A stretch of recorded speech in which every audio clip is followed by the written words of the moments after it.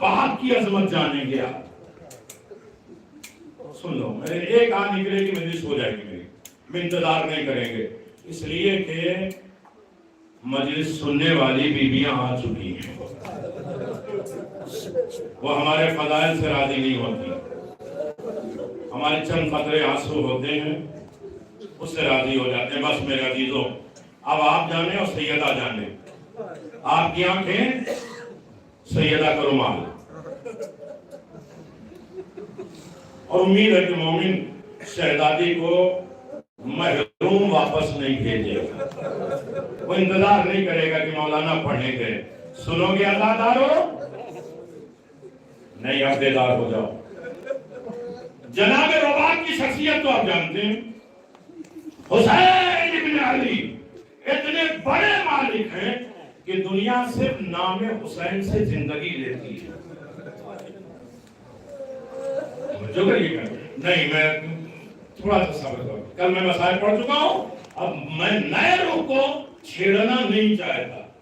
حسین ابن علی نے جناب علی اصغر کے لاشے کو 6 وجہوں سے دفن کر دیا تھا. پھول جیسا میرا بچہ ہے, کہیں دھوپ میں مرجھا نہ جائے. ماتم کرنے آئے آدمی انتظار کرو گے میرے عزیز, جس غم نے حسین کو رلا دیا ہو.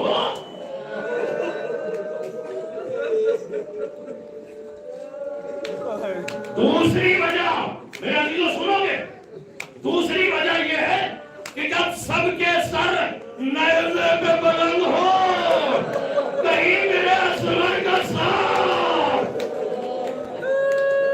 اس لیے کہ بڑے ادب کے ساتھ میں کہہ رہا ہوں, جناب اصغر کے لاشا دیکھنے لائق نہیں تھا. 3 پھل کا تیر ظالم میں مارا ہے نا, ایک تیر, میں انتظار نہیں کروں گا, ایک تیر. یہ نیچر کی بات ہے. ابھی ایک بھائی کسی بھائی کے ہاتھ ٹوٹے ہوگی بات کر رہے تھے نا,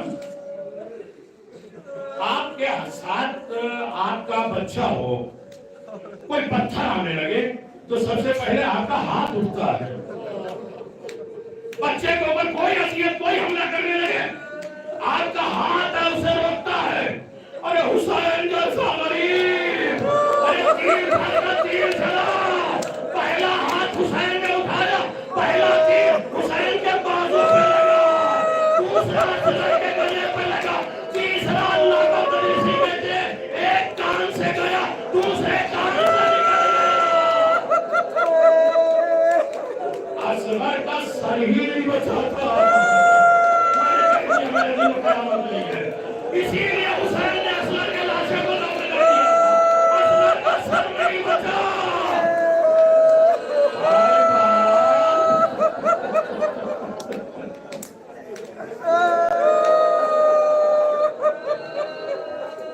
چلو باپ کے مسائل میں نے چھوڑ دیے, لیکن جناب رباط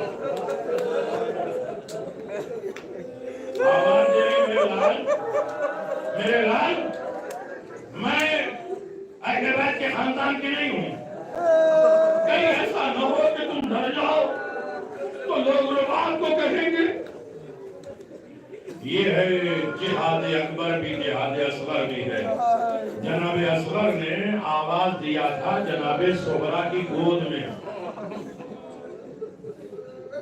بابا میری مسکراہٹ پہ لشکر نہ رو دے تو مجھے اصغر نہ کہنا. یہ ہے علی, یہ ہے علی. جناب رباط کے پاس 2 تحفے تھے, ایک اصغر, ایک سکینہ. نہیں میرے عزیزوں, میں پچھلے مسائل تو ہراؤں گا نہیں. جو 82 آنکھیں ہیں 2 لفظ میں, 2 تحفے تھے,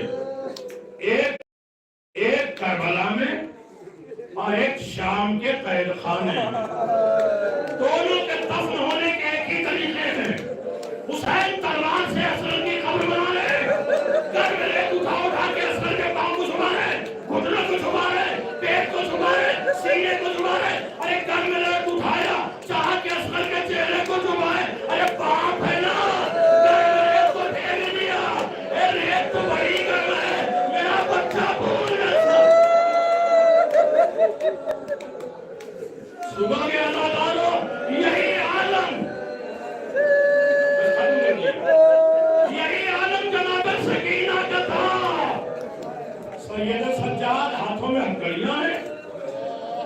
बहन का लाशा लेके ऊपर उठे। बड़ी देर हो गई आखिरन, बड़ी देर हो गई तो जनाब रबाब ने आवाज दिया, क्या बहन के लाशे को दफन करने के लिए इतना वक्त लगता है, जिसे में कफन देना है? अरे इंतहाने आंसू आने लगी तो ज़ैनुल आबिदीन ने इतनी देर कैसे लग गई? सुनोगे? आवाज दिया, अम्मा आपको मालूम है जब कोई लाशा लेटाया जाता है कब्र में तो उसके चेहरे को किबला को किया जाता है, चेहरे के नीचे कोई मिट्टी का टुकड़ा रखा जाता है। अरे मैंने अपनी बहन के चेहरे के नीचे मिट्टी का टुकड़ा रखा। अरे चेहरे से खून, अरे मिट्टी खून हो जाती, मैं हटा के रखता था। आखिरी लफ्ज आज रुबाब की गोद उतर गई, रुबाब की गोद उतर गई। अच्छा बेटा, जब तुम बहन के लाशे को लेके गए थे तो तुम्हारे चेहरे पे कोई निशान नहीं था, अब चेहरे पे निशान कैसे आया? का जब मैंने बहन को कब्र में लेटाया, अरे चेहरे से खून जारी, मैंने अपना चेहरा सकीना के चेहरे पे रख दिया। ए अम्मा, मेरी बहन के चेहरे का खून। और बात खड़ी हो गई। ए ज़ैनब, अरे मैंने असगर के लाशे को देखा।